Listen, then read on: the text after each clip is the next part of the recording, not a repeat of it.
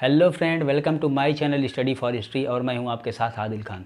दोस्तों, इससे पिछली वीडियोस में हमने शिवाजी के बीजापुर के संबंध के बारे में बात की थी और इस वीडियोस में हम शिवाजी का मुग़लों के साथ कैसा संबंध था इसके बारे में चर्चा करेंगे।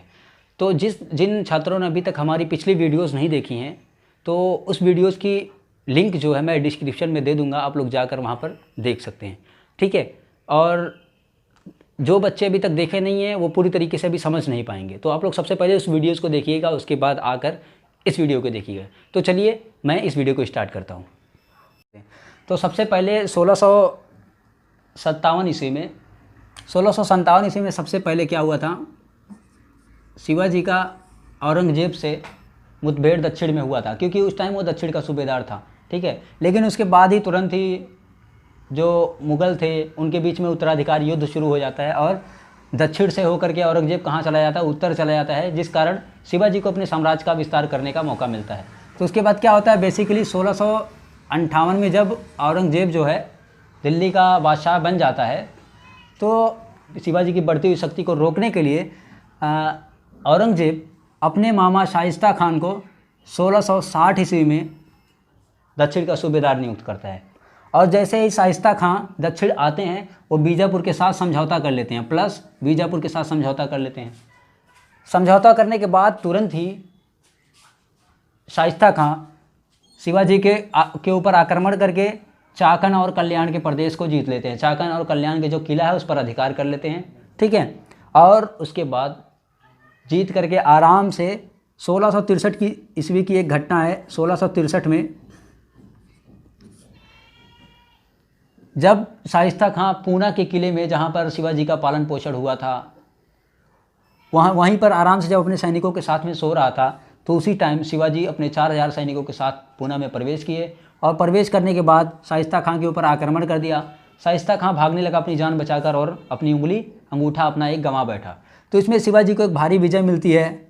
अब इसे चाहे वीरता कहो या फिर धोखे से कहो या फिर कूटनीतिक आक्रमण कहो, कुछ भी कहो, कह सकते हो। शिवाजी ने शाइस्ता खां को पराजित किया और शाइस्ता खां वहाँ से भागकर कहाँ आ गया, आगरा पहुँचाया, उत्तर चला आया। उसके बाद क्या हुआ, 1663 ईस्वी में जब वो भागकर वापस चला गया तो शिवाजी पूरी तरीके से पूना पर अधिकार कर लिए। शिवाजी का पूना पर अधिकार हो गया। उसके बाद शिवाजी क्या हुआ, उसका यानी कि जब शाइस्ता खां ने शिवाजी के प्रदेश पर आक्रमण करके उनको बहुत ज़्यादा क्षति और नुकसान पहुंचा दिया था, जिससे शिवाजी गुस्सा बहुत ज़्यादा हो गए थे और शिवाजी ने सोचा कि जब ये हमें नुकसान पहुंचाए हैं तब उनको मैं नुकसान ज़रूर पहुंचाऊंगा। उसके बदले में शिवाजी ने क्या किया, शिवाजी ने 1663 में पूना पर आकर अधिकार करके उसके बाद 1664 ईस्वी में कहाँ पहुँच गए, सूरत पहुँच गए। 1665 ईस्वी में 4 दिनों तक, 16 जनवरी से लेकर 20 जनवरी तक, 1664 ईस्वी तक 4 दिनों तक लगातार सूरत की लूट की। सूरत जो है उस टाइम बहुत ज़्यादा समृद्धशाली नगर था। विदेशी जो थे आकर के वहीं पर आक्रमण अपना क्या बोलते हैं व्यापार करते, लूट का सारा सामान ले करके कहाँ पहुँचे, अपनी राजधानी रायगढ़ लौट आए। लेकिन जब देखे कि अब भी औरंगजेब देखा कि शिवाजी जो है हमें पूरी तरीके से इतना नुकसान पहुँचा रहे हैं, उसके बाद क्या किया, औरंगजेब राजा जय सिंह जो एक राजपूत थे, राजस्थान के राजपूताना स्टेट के वो थे, मनसबदार थे उसमें औरंगजेब के दरबार में, उनको जो है 1665-66 में 65 ईस्वी में उनको दक्षिण का सूबेदार नियुक्त किया। और राजा जय सिंह जैसे दक्षिण पहुंचते हैं, ये भी क्या करते हैं, ये भी आ करके बीजापुर के साथ समझौता करने के बाद ही तुरंत ही शिवाजी को पुरंदर के किले में घेर लेते हैं। और जब शिवाजी देखते हैं कि पूरी तरीके से अब हमारा बच पाना मुश्किल है, तो शिवाजी मजबूर होकर पुरंदर की संधि 1665 ईस्वी में जून 1665 में शिवाजी क्या करते हैं, मजबूर होकर राजा जय सिंह से 1665 ईस्वी की पुरंदर की संधि करते हैं। पुरंदर की संधि के बारे में देख लीजिए क्या क्या इंपॉर्टेंट टॉपिक्स थे। जैसे देखिए कि सबसे पहले शिवाजी ने अपने साम्राज्य का विस्तार किया और टोटल मिला जुला के शिवाजी 35 दुर्गों पर अपना अधिकार कर चुके थे। कितने दुर्ग पर, 35 दुर्गों पर अपना अधिकार कर चुके थे, 35 दुर्ग। लेकिन संधि के अनुसार क्या हुआ, शिवाजी ने 23 दुर्ग जो अपने इंपॉर्टेंट दुर्ग थे उनको किसको दे दिए, मुग़लों को दे दिए। और जिसकी वार्षिक आय कितनी थी, 40 लाख हूंड थी। 40 लाख हूंड थी जिसकी वार्षिक आय 40 लाख हूंड थी, उसको किसको दे दिए, मुग़लों को दे दिए। शिवाजी ने मुग़लों को दे दिए। और उसके बदले में शेष जो 12 दुर्ग बचे थे, 12 दुर्ग जो बचे थे उसको उस पर जो है शिवाजी का अधिकार मान लिया गया। और ये जो 12 दुर्ग थे, इस दुर्गों की वार्षिक आय कितनी थी? 1 लाख ऊँट थी, टोटल 1 लाख ऊँट थी। ठीक है, 1 लाख ऊँट थी। और उसके बाद देखिए क्या हुआ, शिवाजी ने क्या कहा कि भविष्य में हम मुग़ल की सेवा करने के लिए तैयार हैं का वादा दिया, वचन लिया कि हम भविष्य में मुग़लों की सेवा करेंगे।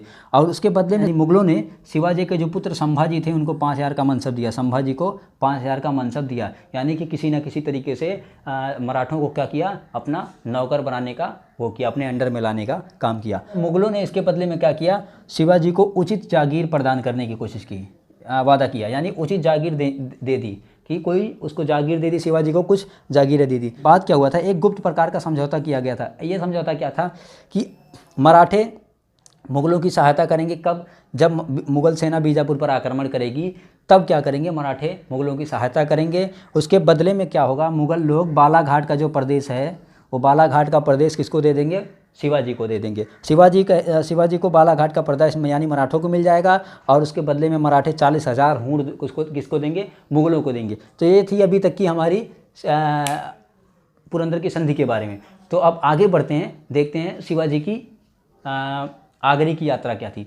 तो सबसे पहली बात देखिए दोस्तों, शिवाजी महाराज हमारे जो थे, शिवाजी महाराज हमारे 1600 मई 1666 ईस्वी में, मई 1666 में कहाँ जाते हैं, शिवाजी आगरे की तरफ प्रस्थान करते हैं अपने पुत्र के साथ और अपने 4,000 सैनिकों के साथ में, अपने 4,000 सवारों के साथ में क्या करते हैं, आगरे की तरफ प्रस्थान करते हैं। शिवाजी भी आगरे की तरफ प्रस्थान इसलिए किया क्योंकि बहुत राजा जय सिंह जो थे, राजा जय सिंह बहुत ज़्यादा परेशान थे इसके लिए कि चलो आप उत्तर की तरफ घूम करके आओ। शिवाजी भी उत्तर की भारत की भौगोलिक स्थिति और को देखना चाहते थे और उत्तर भारत के बारे में जानना समझना चाहते थे।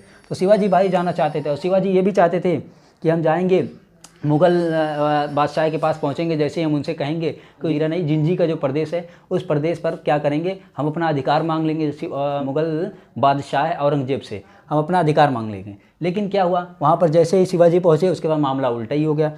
जैसे ही वहाँ पर पहुँचे औरंगजेब ने क्या किया, अपना जो है जन्मदिन मना रहा था औरंगजेब, और शिवाजी को क्या किया, 5,000 का जो मनसब था, 5,000 का मनसब की जो तीसरी लाइन थी, तीसरी पंक्ति जो थी, उस तीसरी पंक्ति में शिवाजी को खड़ा कर दिया। तीसरी पंक्ति में 5,000 की तीसरी पंक्ति में शिवाजी ने गुस्सा हो गए भाई। शिवाजी ने कहा ये जो मनसब था ये हमारे लिए नहीं, हमारे पुत्र के लिए, संभाजी के लिए था।